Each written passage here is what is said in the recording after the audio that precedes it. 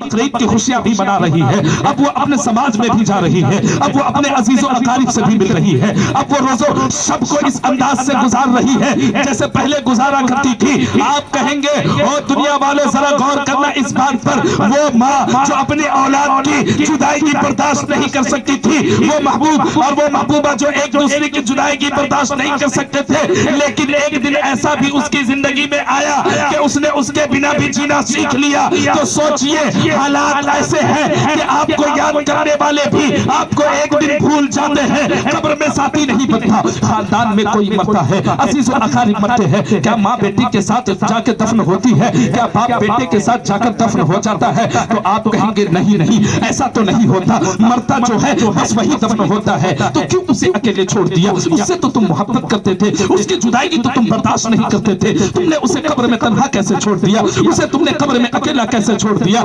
जमीन के हवाले कैसे कर दिया? कीड़े मकोड़े उसे काटेंगे, कब्र की तन्हाई में वो क्या करेगा? रात के अंधेरे में वो क्या करेगा? लेकिन अल्लाह अकबर कबीरा, दुनिया का यही रिवाज है, यही रस्मो रिवाज है, यही तौर तरीका है। तो मतलब समझ में आ गया कि दुनिया में कोई किसी का नहीं होता। जब तक आंखें खुली है सारे रिश्ते उसी वक्त तक के लिए है, जैसे ही आंखें बंद हो गई सारे रिश्तों का खात्मा हो गया। हमारे कब्र में उतरते ही दुनिया से हमारा रिश्ता खत्म हो गया। तो और दुनिया वालों सुनो, ऐसा रिश्ता जो तुम्हारी आंखें खुले रहने तक ही रहे, ऐसे रिश्ते का क्या फायदा?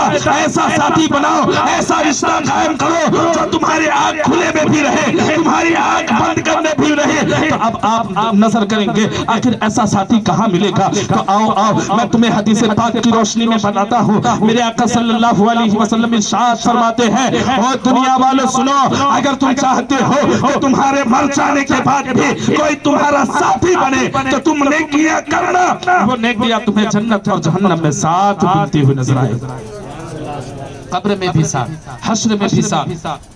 अब वो ऐसा साथी होगा जो कभी आपका साथ नहीं छोड़ेगा।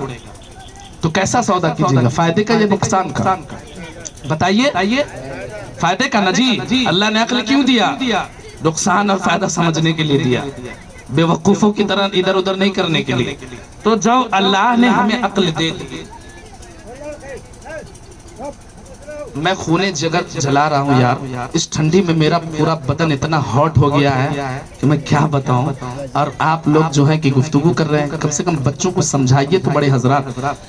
तो थोड़ा सा मिजाज खराब होता है। हाँ सुनिए, चलिए सुनिए दुरूद पाक पढ़िए। अल्लाह रब्बु मुहम्मद सल्लल्लाहु अलैहि वसल्लम नहनु इबादु मुहम्मदिन सल्लल्लाहु अलैहि वसल्लम सलातु व सलाम अलैका या रसूल अल्लाह सल्लल्लाहु तआला अलैहि वसल्लम। वक्त अगर पार होता हुआ नजर आएगा तो इशारा कीजिएगा। अभी कोई मसला नहीं ना हजरत? डॉक्टर साहब इलाज की जरूरत होगी तो इंजेक्शन किनारे से दिखा दीजिएगा। तो मैं ये कह रहा था कि दुनिया में जब इंसान आता है तो उसको अक्ल के घोड़े को दौड़ाना जरूर चाहिए इस मसले में कि कहाँ नफा है कहाँ नुकसान है। और हमारा नफा यहाँ है कि जब हम चाहें तो ऐसे साथी को अपनाएं, ऐसे साथी को अपनाएं जो कहते हैं कि 7 जन्मों का जो रिश्ता होता है वो 7 जन्म तो हमारे यहाँ नहीं पाए जाते, लेकिन हमारे यहाँ जिंदगी और मौत पाई जाती है।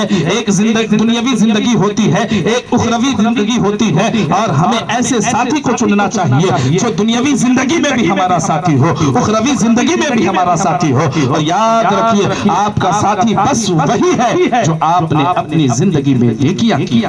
आज मरहूम के नाम से इसाले सवाब करने के लिए आप लोग बैठ गए। खुश नसीबी थी उनकी कि उन्होंने अच्छे औलाद को जन्म दिया। खुश नसीबी थी उनकी कि उनकी औलाद को अल्लाह ने तौफीक दिया कि अपने